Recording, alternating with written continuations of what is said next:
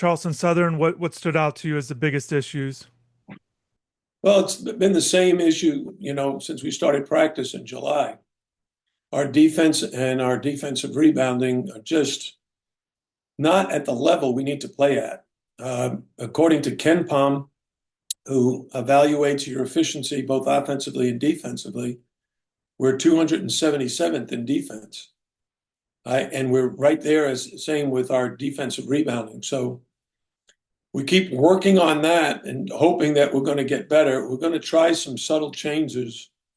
And, what's interesting to me is we also compared this team to the Elite Eight team that I coached just, what is that, 3 seasons ago. And at this time, then, our defense and rebounding was terrible. And then we figured out a way to defend better. And then all of a sudden, we started winning more games and getting more stops. And it wasn't from getting any better rebounding. It was putting more pressure on the opponent and forcing more turnovers. So we went from like 277th to like 107th, which is not great. But we were scoring the ball at a very high level, so it worked. Right now, our offense efficiency is 24th in the country. So from an offensive standpoint, we don't always look good, and I'm disappointed that we're not playing better on offense. But I also see we have a lot of potential offensively if we can get a few more stops and get a chance to get out on the fast break. But when you constantly, giving up offensive rebounds like we did to Charleston Southern, where they got 22 points off of their missed shots and our defensive backboards. And that's a real issue. Players have to make defensive rebounding a priority. Next question from Matt Shodell. Go ahead, Matt. Hey, Jim. Thanks for taking the time. Wanted to get an update on Nigel and when he might be fully healthy. And then also, you mentioned the defensive issues. Is part of this also just having so many new guys and just maybe they're not really understanding how to play together as well as they will eventually at this early point in the season? Yeah, I'd say that's definitely true. First of all, when you have 10 new guys and they all play defense at different schools, we have, basically four freshmen who are just learning everything for the first time.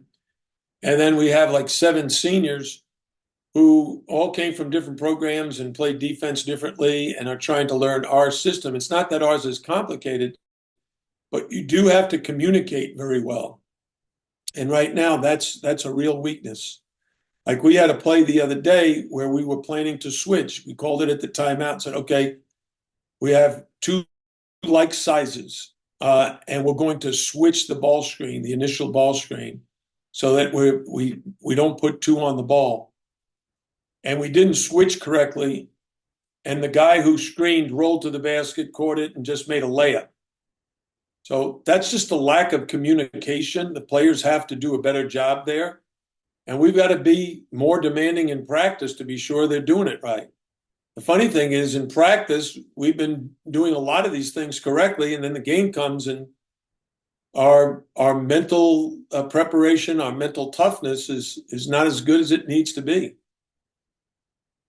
Oh, and any update on Nigel's status? Yeah, last week we practiced on Wednesday. Nigel practiced the whole time. We practiced on Friday. He practiced the whole time. And then on Saturday, the injury bothered him. So we'll find out today, probably around 4 o'clock, 4:30. We start practice at 3:30. He'll warm up and start to go. And if it bothers him, he'll sit out. And if he's good to go, he'll prepare for the game tomorrow. Next question from Michelle Kaufman. Go ahead, Michelle. All right. Hey, Jim, I want to know, what are you expecting from Arkansas? I know that they they just lost to Illinois, but they have a big, like a 7-2 Croatian center. Another guy who scored 26 points the other day. What are you expecting from that team? And John Calipari, I'm assuming you know him pretty well. Yeah, I know Coach Cal very well. I have known him for a very long time. They've got a bunch of NBA guys. The first is the 7-footer, what we call Big Z. He's an NBA stretch 5-man. He's a very, very good 3-point shooter. He's shooting, I forget what it is off the top of my head, but like 65% from three. So you got to guard him, even though he's a 7-footer, you got to guard him at the 3-point line. Theo, if you remember last year, he played at Kentucky at the team that spanked us in the second half, and he was terrific. He's their 4-man who's a phenomenal athlete. So Yeah. we got to keep him and the 7-footer off the glass. They're both great at catching lobs, so they'll screen and roll and catch lobs. But the guy that makes them go is Boogie Flan, the point guard, who is lightning quick. He's a freshman who had the ball in his hands a ton. He plays almost the whole game. And he's an expert at using ball screens. So a lot of those players who are going to play in the NBA live off of his creativity. So it's very hard to slow Boogie down because he catches an outlet. He's so fast, he can be a 1-man fast break. Hero is the same way. The rebounds and outlets, he's just a Karl Malone type guy who runs the court and dunks the ball. And then they got DJ Wagner, who's a great 6'4" athlete, and John L. Davis, who everyone should know, who led FAU to the Final Four 2 years ago. So, and then they've got a very deep bench with a lot of tall guys coming in off the bench. So we got our hands full. They're a very typical John Calipari team with a bunch of NBA guys and a bunch of size. So how do you think you guys measure up to that? And do you think maybe the challenge of playing a team like that, maybe your guys will rise to the occasion? Or well, I don't really look at it that way. Every game is a separate entity. Right. So when you play one team that sits in a zone, it's a different style. Another team that plays pressure man to man and switches everything, that's a different style. When you play a John Calipari team, you're talking about a team that devotes a lot of its energy to defense, because if they get stops, they just score in transition because they're so fast and athletic. So our job is going to be, don't turn the ball over, try to get good shots and score. Because if we don't score, before we ever get back to guard them, they'll be trying to outrun us. Thank you. Next question from Chris Stock. Go ahead, Chris. Coach, it's a little bit about what you've been saying about Calipari's team and how to defend them, but in particular, their ball screens, their middle ball screens, does it look very similar, just a kind of a typical Calipari team, and maybe the challenges those ball screens present with Boogie and DJ and their guys?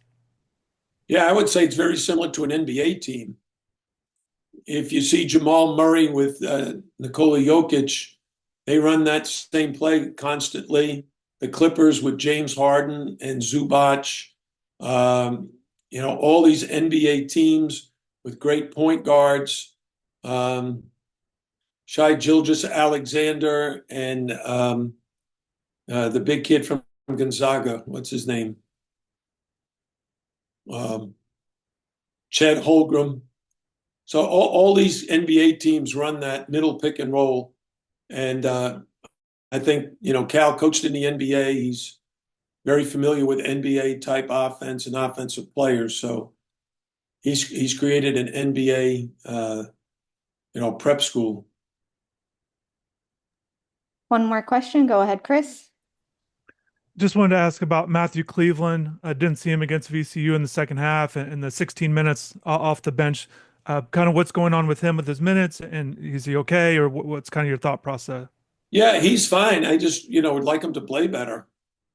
We need him to defend and rebound and make shots. And, the other day, when he played in the second half, I thought the best he played was in a 5-minute segment, and he guarded the point guard. So we've got to look at that as a potential, change in our strategy. because his defense off the ball has not been nearly as good. And, there's really three parts to well, at least 3 or 4 parts to defense: on the ball defense, off the ball defense, defensive rebounding, and there's also like team defense, just knowing where to be to help. It's off the ball, but it's even more than off the ball. We've had players who are not great on the ball defenders, but are just terrific team defenders. Last year, we had Keyshawn George, who was a liability defensively when he was on the ball, but an absolutely terrific team defender.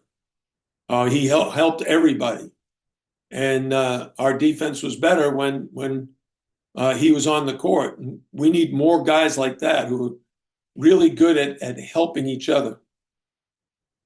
All right. Thank you very much, Coach. Thank you.